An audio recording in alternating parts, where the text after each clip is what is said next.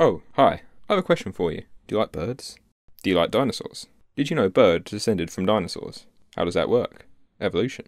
What's that? Evolution is the process by which different kinds of living organisms are believed to have developed from earlier forms during the history of the Earth or the gradual development of something.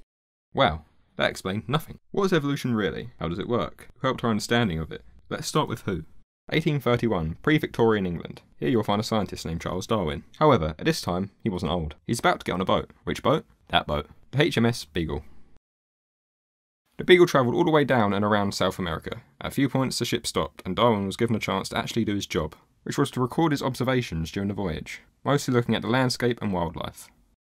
Eventually, they arrived at the Galapagos Islands. While here, Darwin enjoyed some very rare tortoise soup. He also noticed some finches. These, however, were not any ordinary finches. Each of these finches were different. Each species of finch had evolved to survive the different environments of the various islands. Darwin theorised that these finches must have come from a common ancestor and slightly diverged into different finches through a concept called the survival of the fittest. About 10,000 years ago, the first finches showed up on the Galapagos Islands. Not much is known about the original finch species. It is a bit of a mystery as to how it even got here, other than the Galapagos hawk, which mostly just eats insects, reptiles and rodents. There are no predators on the island. This gives the finches many different options in terms of food. Because of natural variation, some finches may have very slight differences.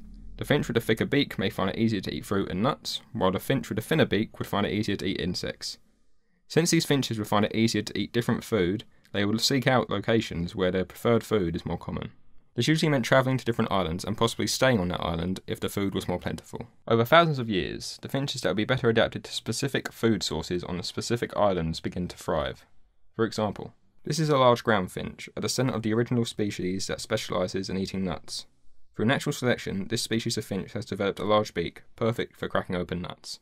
Obviously, variation still exists and still plays a vital role in the survival of a species. This second bird has a slightly thinner beak and will struggle to crack the nut. Sadly for this finch, being able to get the food easily means that his chance of survival is much lower, so is his chance of finding a mate.